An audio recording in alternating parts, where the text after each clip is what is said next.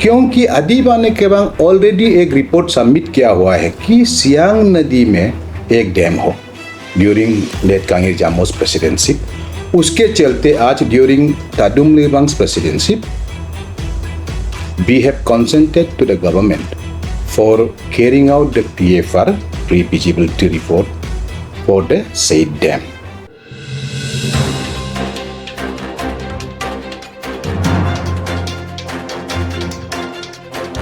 तो दोस्तों इस वक्त हमारे साथ मौजूद है आदिबाने केबांग के जनरल सेक्रेटरी जो कि एपेक्स बॉडी के एडवोकेट विजय ताराम जी। सर 17 जुलाई को सियांग इंडिजिनस फार्मर्स फोरम ने एक मीटिंग रखी थी चानोमिन जी के साथ जो डिप्टी सीएम है, साथ में तापिर गांव जी हमारे ईस्टर्न अरुणाचल प्रदेश के एमपी और हाइड्रो पावर के एडवाइज़र निनोंग इरिंग जी, चीफ सेक्रेटरी धर्मेंद्र जी और अंकुर गर्ग जी।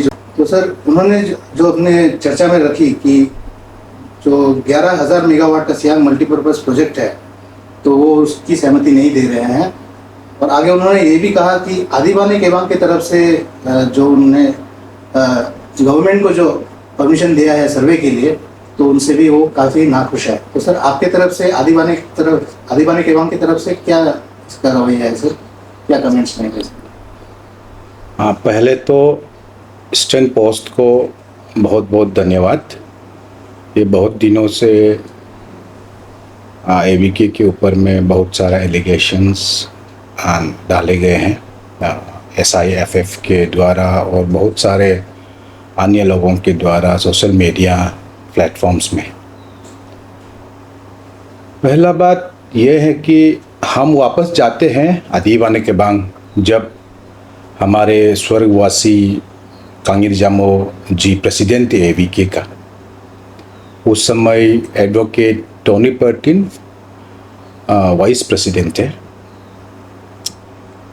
ये जो अभी आप सियांग के ऊपर में जो डैम का बातें चल रहा है अभी, इस डैम का MOU जो 2010 को गवर्नमेंट और NHPC के द्वारा साइन किया गया है, ये एक नंबर सबको जानना है।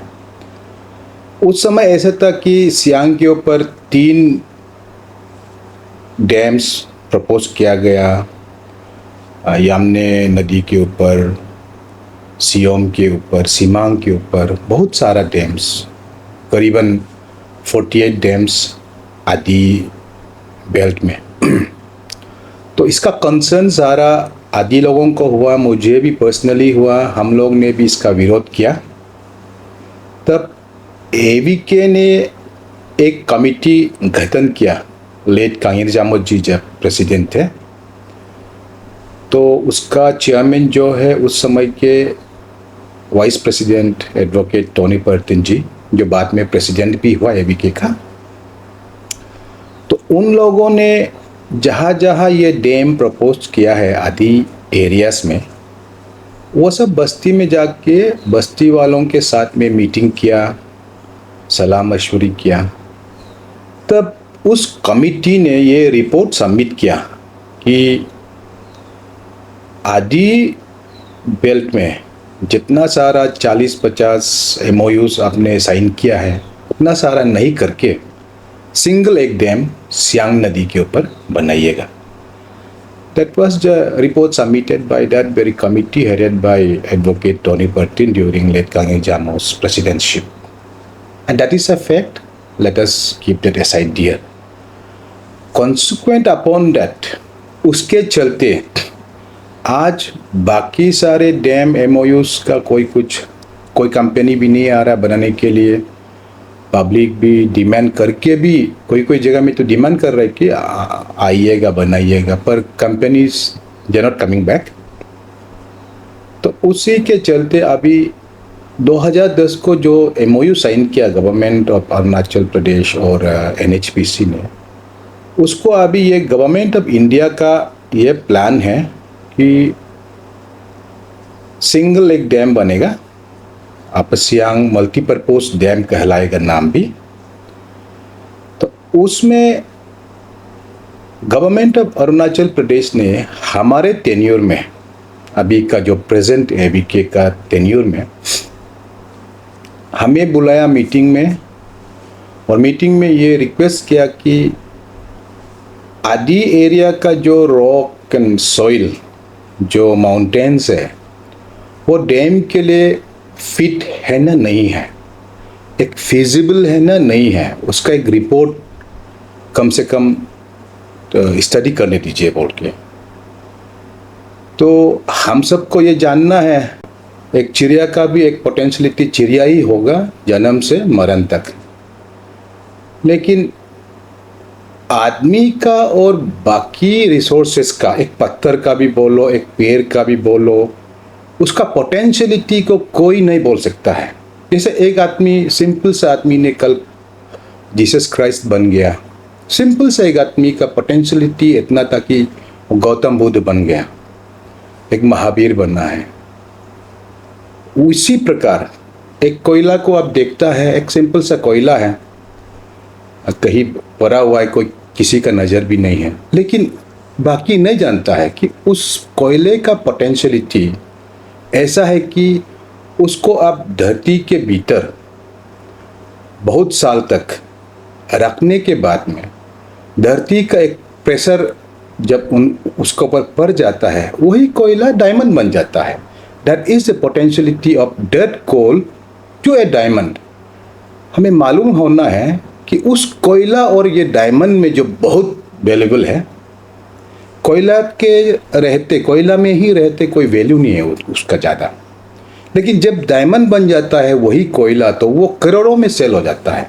लेकिन जानने का बात यह है कि उस कोयला और इस डायमंड में कोई एलिमेंटल डिफरेंसेस थोड़ा भी नहीं है, द सेम एलिमेंट्स।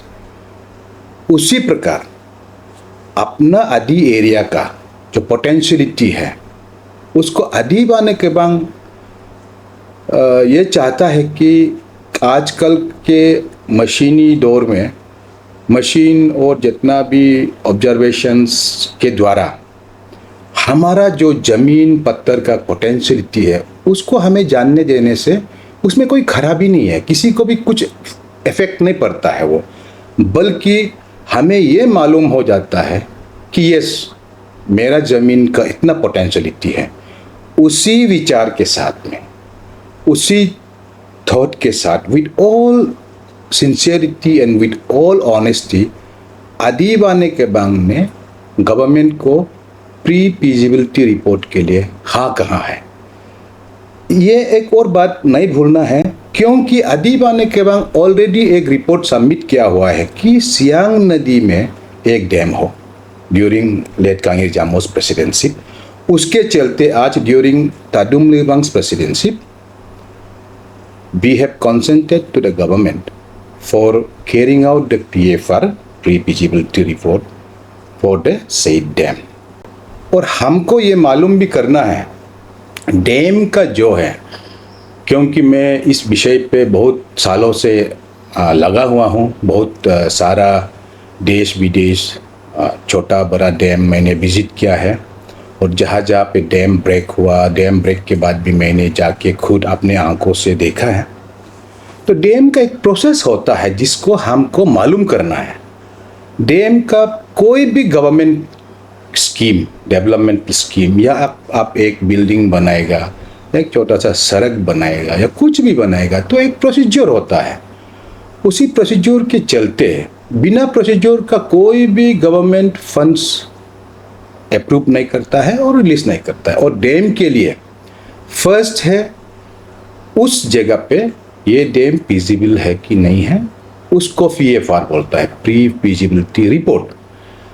अगर इस बेरी डैम में, सियांग मल्टीपर्पज डैम के चलते, अगर वो जो जहाँ पे ये लोग का 3 पॉइंट्स है, एक पारोंग के नीचे है, एक 65 ब्रिज के ऊपर, एक कोमकार और रीगा के बीच, तो ये 3 पॉइंट्स में अगर एक भी पॉइंट में डैम का कोई फिजिबिलिटी नहीं है, तो डैम वो इशू वहीं पे रुक जाता है, आगे नहीं जाएगा। हाँ, देखा गया कि अगर फिजिबल है तब जाके कंपनी वाले गवर्नमेंट को बोलेंगे कि ये फीजिबल है, तो गवर्नमेंट तब जाके टू बी अफेक्टेड फैमिलीज का कंसेंट लेगा। वो लोग का अगर टू बी अफेक्टेड फैमिलीज का कंसेंट नहीं है तो डैम आगे नहीं बढ़ेगा। दूसरा प्रोसेस PFR से कंसेंट, उसके बाद में जो तीसरा प्रोसेस है वो आता है डिटेल प्रोजेक्ट रिपोर्ट। तो उस डिटेल प्रोजेक्ट रिपोर्ट में फर्स्ट है एनवायरमेंटल इम्पैक्ट असेसमेंट का स्टडी होगा, एक सोशल इम्पैक्ट असेसमेंट का एक स्टडी होगा, जहाँ पे 2-3 साल लग जाएंगे। उसको करने के बाद मिट्टी कितना गहराई पे जाना है, एक्सकेवेशंस, और वर्टिकली हॉरिजेंटली कितना अंदर जाना है, और हॉरिजेंटली अंदर रॉक्स ठीक है कि नहीं है। ऊपर से रॉक्स ठीक भी हो सकता है, पर 200 मीटर के अंदर हॉरिजेंटली एंड वर्टिकली रॉक्स ठीक है कि नहीं है, उसका जो डिटेल्ड रिपोर्ट है वो करेंगे। प्लस उस GPR में कितना एरिया सबमर्ज होगा, वो सब का स्टडी करके 3-4 साल लग जाएंगे। उसका बाद एक फिर से पब्लिक हियरिंग होगा। पब्लिक हियरिंग में टू बी अफेक्टेड फैमिलीज का सबको एक जगह एक हियरिंग होगा। तो उसमें to be affected families yes कर 60%, 70% अगर यस करता है तो डैम बनेगा, नहीं करता है तो नहीं बनेगा।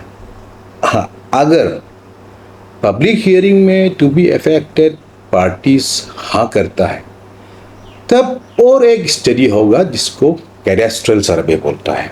Again it will take another 3-4 years। उस कैडेस्ट्रल सर्वे में कितना ज़मीन जा रहा है, कितना छोटा नदी उसमें रिजर्वर में सबमर्ज हो रहा है, कितना पेड़, कितना घर, कितना टाउन, वो सब का कितना प्रॉपर्टीज स्टडी करके फिर एक रिपोर्ट बनाएगा ईच एंड एवरी फैमिली का। वो हो गया है कैडेस्ट्रल सर्वे। और वो कैडेस्ट्रल सर्वे को वो कमिटी ने जब डिप्टी कमिश्नर को सबमिट करेगा, कंसर्न रेस्पेक्टिव डिप्टी कमिश्नर्स को, तो उस डिप्टी कमिश्नर ने एक कमिटी और गठन करेगा। वो होगा कंपेंसेशन पेमेंट को देखरेख करने का कमिटी, और उस कमिटी ने उस समय जो मार्केट प्रिवेलिंग रेट का हर चीज़ का रेट उस समय का वो तैयार करेंगे कि एक संतरा घास का इतना रुपया, एक SPT बिल्डिंग इतना मेजर का इतना, एक बेरन लेन का इतना रुपया, एक पानी खेती का, एक चांगर का, ऐसा वो कमिटी उस रेट को प्रिपेयर करके फिर टेली करेगा कि कैडेस्ट्रल सर्वे में किसका कितना ज़मीन क्या ये है, तो करके इस आदमी का इतना करोड़ रुपया, इस आदमी का इतना लाख रुपया करके DC को सबमिट करेगा। वो कमिटी जब DC को सबमिट करने के बाद में कंपेंसेशन अमाउंट रेस्पेक्टिव इंडिविजुअल्स का अगर 3 महीना में गवर्नमेंट पेमेंट नहीं करता है, तो उस 3 महीना से लेके जब तक पेमेंट करता है, बैंक का जो इंटरेस्ट रेट है, नॉर्मल इंटरेस्ट रेट, उस अमाउंट के ऊपर लागू होके पेमेंट देना पड़ेगा गवर्नमेंट को। यह है डैम का प्रोसीजर, डैम बनाने का इंडिया में। तो रहा बात, coming back to our consent to the government of Arunachal Pradesh regarding the agree to the PFR स्टडीज। अब PFR तैयार होने से भी डैम बनेगा ये बात नहीं है। PFR नहीं करके कभी डैम तो बनेगा नहीं। अच्छा, PFR में फिजिबल नहीं है तो डैम तो बनेगा नहीं, फिजिबल है तो भी बहुत सारा प्रोसेस है जिसका चलते डैम बनेगा। PFR अगर ठीक है तो भी अगर public if they are opposing it, how can the government come and forcefully build a huge dam like that of 11,000 megawatt Apasiang multi-purpose dam? इतना सारा पैसा, the project estimated cost is $2.7 billion. That means trillion dollars, not billion even. It's $2.7 trillion. And as the NHPC officials, they had told us in 2 meetings, the compensation amount for the Upper Siang multipurpose dam, they have earmarked some amount is 25,000 crores for Upper Siang multipurpose dam. And the compensation amount that was paid for the Anini, which is now been started, is some 900 crores. तो अभी उसमें 25,000 करोड़ का एक compensation वो लोग estimated है करके हम लोग को बताया है. पब्लिक को, पीपल शुड नो, हमारा आदि जनजाति सब मालूम होना है कि आदि बाने केबांग ने डैम बनाने के लिए, डैम को बनाओ करके PFR के लिए गवर्नमेंट को हाँ नहीं किया है. हमने अपना जो पोटेंशियलिटी है, अपना अंदर जो आदि के ज़मीन में जो पोटेंशियलिटी है, उसको जानने के लिए हमने PFR के लिए हाँ कहा है 12 जून 2023 को. उस समय हम जनरल सेक्रेटरी भी नहीं था, बिंग अखोम्योसुंग था जनरल सेक्रेटरी. एंड ये गलतफहमी नहीं होना है कि ABK ने डैम को हाँ किया है. हमने डैम बिल्डिंग कंस्ट्रक्शन को हाँ नहीं किया है, हमने PFR को हाँ किया है. PFR के बाद भी बहुत सारा प्रोसेस है जिसके बिना आप डैम नहीं बना पाएगा. बस वही एक क्लैरिफिकेशन हम जनता लोगों को, अपना आदिवासियों को देना चाहता है ABK की तरफ से. अच्छा, तो सर ये सियांग इंडिजिनस फार्मर्स फोरम ने 17 जुलाई को जो मीटिंग की थी DCM सर के साथ, तो उन्होंने, DCM सर ने भी फिर से उन्हें प्रपोज किया कि आगे चल के इस विषय में और भी कुछ मीटिंग्स बैठाए जाएंगे. लेकिन SIFF का यही कहना है कि चाहे जितने सारे मीटिंग्स कंडक्ट कराए जाए, उनका एक ही स्टैंड रहेगा कि नो डैम नो सर्वे. तो सर इसमें तो बात ही खत्म हो जाती है कि वो कुछ होने ही नहीं देंगे. तो आपकी तरफ से आप क्या अपील करना चाहेंगे सर SIFF को और जितने सारे अफेक्टेड फैमिलीज रहेंगे डैम की, उनको? ना, ये बात है. एंड SIFF का भी ऐसा एरोगेंट स्टैंड नहीं होना है आज के बदलते समय में. Today things are changing at such a pace, so speed, developments are coming so fast, you cannot imagine even कि अभी हम इस घर से कदम रखते ही क्या नया टेक्नोलॉजी निकलेगा. We have to be always ready for change, accept changes. हाँ, if they don't want the dam won't be built. पर there are ways how to convince the government, how to let your voice be heard, very humbly, very politely, in a very decent way, and not by any arrogance like threatening people and accusing people of unnecessary things that baselessly kind of defamatory statements. ऐसा नहीं करके अच्छा से, if they disagree also, they should let the government that they disagree with the dam. But our sincere request from the ABK is, we have to know the potentialities of our place, the rocks and the mountains and the soil. So इसमें कोई खराबी नहीं है if the government is allowed to carry out the PFR. तो उसके बाद we'll oppose it if we have to oppose it, if we have to agree, we have to agree. But मेरा अंदर कोई पोटेंशियलिटी क्या है वो नहीं जान के आप एब्रप्टली कोई भी चीज़ को ना करेगा तो ऐसा भी समय आ सकता है. अभी भी है कि हम लोग पासीघाट में एक मेडिकल कॉलेज आए थे, कोर्ट केसेस हो गया है, यहाँ से चला गया, और कहता है बुजुर्गों ने यहाँ पे जब स्टेट का कैपिटल प्रपोज किया, डिसएग्री किया, हटा दिया. ऐसा भी later on good things at the moment might not be so good, they might not look good, but when you realize later on those things might have been better for us. ऐसा भी है, इसलिए सब कुछ सोचना है अभी. If the PFR is really good, the dam is feasible in the Adi belt, in the proposed sites, it is up to the government how to convince the people. The people have to be taken into confidence. The government or the central government or the state government cannot enforce upon anything on the people. And कोई ज़बरदस्ती तो होगा नहीं और कर सकेगा भी नहीं. हाँ, ये है कि there are ways to sit across table, discuss, come to a solution.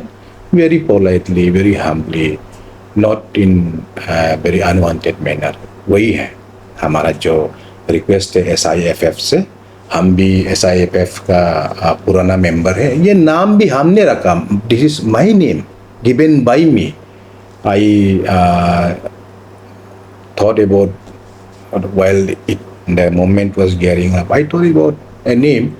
So I told them how come it became it as Young Indigenous Forum, a Farmers Forum, and today the name has been accepted and ठीक है. So I request, being a former member of SIFF, there has to be disagreements also for a healthy fundraising society. लेकिन those disagreements should be very polite and very humble, and the way of the disagreements should be humane, not inhumane. That is it. All right. Thank you so much. Thank you.